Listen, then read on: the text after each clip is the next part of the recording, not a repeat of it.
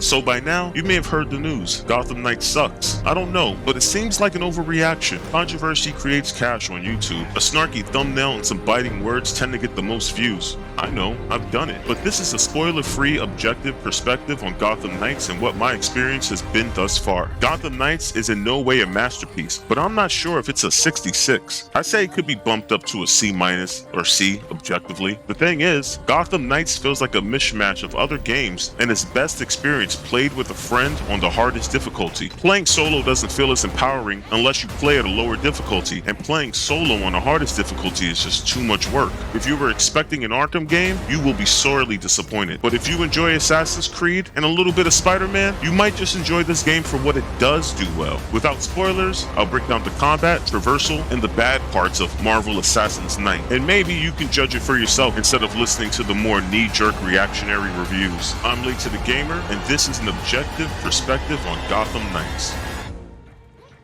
The combat. The combat in Gotham Knights is slow when you don't know what you're doing. The movements are not as quick and as visceral as playing an Arkham game. But then again, you are not Batman. You are not the world's greatest detective. You have not trained in every conceivable martial art. You do not have plot armor prep time. Like Assassin's Creed, the open world of Gotham Knights give you an option of taking a stealthy approach or entering a fort and murdering everything like Connor in AC3. This means you can't expect traditional Predator scenarios. You have to decide how stealthily you enter combat. You decide whether you will exit a situation and re-enter another way. Losing an enemy in stealth combat takes more time and effort than just jumping from perch to perch, and enemies will follow you. Unlike the Arkham series, when you're spotted, anyone can continue to track you and try to re-establish combat. Even enemies without projectile weapons will throw rocks. Not having an automatic counter button with slower strikes means paying attention to your surroundings is much more important, and escaping a mob of enemies is far more difficult than you would expect. Getting surrounded in Gotham Knights is a death sentence, just like it would be if you were surrounded by a gang of criminals in real life. They restrict your movement and prevent you from simply dodging. While Assassin's Creed has a way to counter strikes with a strike, Gotham Knights lacks that feature in the same way Marvel's Spider-Man does. The point is to not get trapped. The downside is, while Spider-Man's Spider Sense indicator is over his head, making the incoming attack noticeable, and in the Arkham series the indicator was huge and over the enemy's head, in Gotham Knights the indicator is on the enemy's method of attack. The game really wants you to pay attention, and it reminds you that you are not Batman.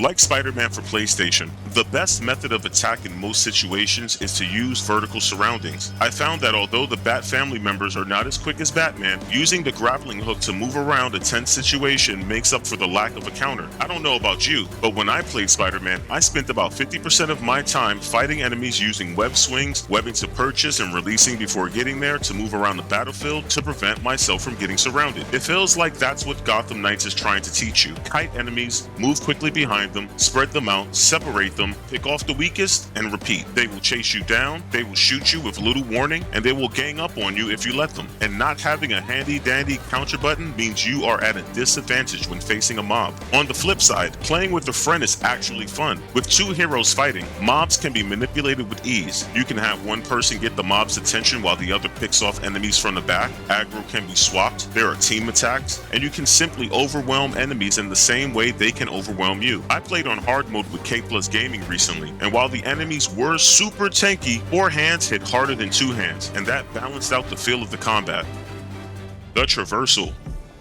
Gotham Knights makes you earn signature traversal skills, so in the beginning, you'll be relying on your grapple hook and batcycle. While combat does have its downsides from not being 60 frames per second, riding on the batcycle is jarring. Without the extra frames, it just doesn't look as smooth as it should. What should be awesome chase sequences feel sluggish and unresponsive. In fact, the batcycle just doesn't feel fast. The best comparison would be GTA 5. When you're playing the story, all the cars are slow compared to GTA Online, where the difficulty of the game and the NPC enemies are ramped up to the max settings. The grapple hook traversal doesn't look nearly as bad, but there are plenty of hiccups. Moving quickly at 30 frames per second shouldn't even be an issue. This is a current gen game, and the fact that it doesn't feel like a current gen game is disappointing. Similar to Arkham games, the grappling hook does have a feature where you can get a boost instead of landing on a rooftop, but it's dwarfed compared to Batman's grapnel boost. It's simply a jump, but you can link those jumps to another grapple point and continue on. Almost like Spider-Man if you had to do all the web swinging manually. It's not terrible, it's not great, although sometimes you don't get the grapple point you want. Many times I found myself yelling at the screen because I thought I picked the point, but then in an instant I accidentally picked a different grapple point. That's probably got something to do with the lack of 60 frames per second responsiveness.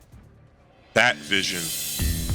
You lack Batman's visor. Things won't be superimposed with neon yellow and blue mesh. You can't just look at someone and see their heart rate, and they won't be blazing orange if they have a gun. Bat vision works more like Eagle Vision and Revelation Sight in Assassin's Creed Odyssey. You have to hold the button to maintain the sight. You use this to mark enemies and plan before entering combat, as opposed to pressing the button and taking in the information in real time. You are not Batman. I don't know how many more times I'm going to say that, but this game and the NPCs keep reminding me, so I'm just informing you. You will have actual detective work to do if you want to progress the game. You will interrogate criminals, examine crime scenes, and piece together clues. Without the Batcave and its computer that can eat clues and spit out answers, and without traditional bat vision to map out crime scenes, you have to look at the clues you find together and link them yourself. Finding clues also helps you find premeditated crimes and stop them, netting extra rewards and experience. All in all, I found this take on bat vision to be pretty good. I spent less time playing the game with a wire mesh overlay with color screaming. This good, this bad, this clue, this perch. The game has decent visuals,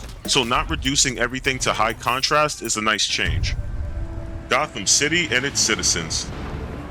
The city is large and comprises 4 islands, making the entirety of Gotham City. While it is large, there will be times where you ask yourself, didn't I just come from here? Outside of a few neighborhoods, on street level, Gotham looks like the same street on every block. But when you get a higher view, it's pretty remarkable. You can see the landmarks that make each neighborhood unique. Since your knight goes on patrols at night, the city is relatively dead. You will see people walking the street, but it's about the same frequency as you would see people out in the street in the big city at 2 or 3 in the morning. Even in New York City, nothing's really going on outside at that time. Realistically, you wouldn't run into a crowd, but it is far more populated than Arkham Origins. Early in the game, people will be put off by you. Those people generally being the type of people sitting at a park at 2 a.m. They will make snarky remarks or want to leave because of your presence. They remind you every chance they get, you are not Batman.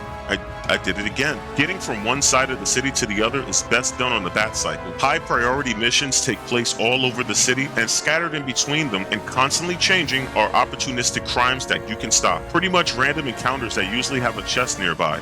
With the size of the area you play in and all the districts, surprisingly, there's only 112 map collectibles, which is shocking. Riddler must have been on vacation.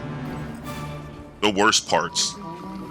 Taking the Assassin's Creed contextual button approach sometimes makes things feel more difficult than they should be. Sometimes it feels as though the button doesn't do the logical thing in the present context. Pressing A while pushing forward on a gate will make you climb it, but pressing A while there won't make you jump off of it. It's kind of weird like that. You need to press B to dismount. So sometimes in a fight, when it would make sense for the contextual button to let you jump off something, the dodge button would then make you jump off. I died once because I accidentally landed on a car and couldn't get off. Why couldn't I just walk off the car? Enemy health bars are a pain in the ass. Period. While in the Arkham games, higher difficulty meant stronger enemies, weaker defense, and smaller counter windows, the enemies now get Valis to Auric levels of health. The big enemies take so long to beat down, and the damage the enemies do to you is kind of absurd. Getting hit with 3 poorly thrown punches by some junky gangbanger can end it for you if you don't have the right upgrades. The lack of 60 frames per second is one of the game's biggest drawbacks. It just takes away from the effort put into so many parts of the game and makes them look sluggish. The Batcycle should be cool. Fighting should be super stylized and smooth. Grappling through the city should be mesmerizing. It's just not. And the point is, Gotham Knights, by comparison to the games in the Arkham series, is meh. But objectively, compared to the average game that's been released this year, it's okay. It relies on tropes from other popular games to do something a little different. This is more of a 2-player Assassin's Creed game that takes place in a modern world. If you enjoy the newer Assassin's Creed games and always wanted them to have a few features from AC Unity, then this is a solid game to get. As I played, I was just imagining what the mods for this game on PC would look like. This could seriously be a Ninja Turtles game. I would buy the shit out of a Ninja Turtles game with this game's mechanics and 60 frames per second. That being said, this game sits at about a 77 to me, but because of the lack of 60 frames per second and still costing $70, I'm gotta bump that down to a 72. It's not a terrible game, but it's not great. It's just somewhere in between. Get this if you want to know the story and want to play with a friend in a non-shooter. When the game works, it works. When it doesn't, you just want to be Batman. And as I said before, you are not Batman. But I'm just some guy on the internet. I'm Lace the Gamer, this is Consola Control Gaming, and that was my objective perspective.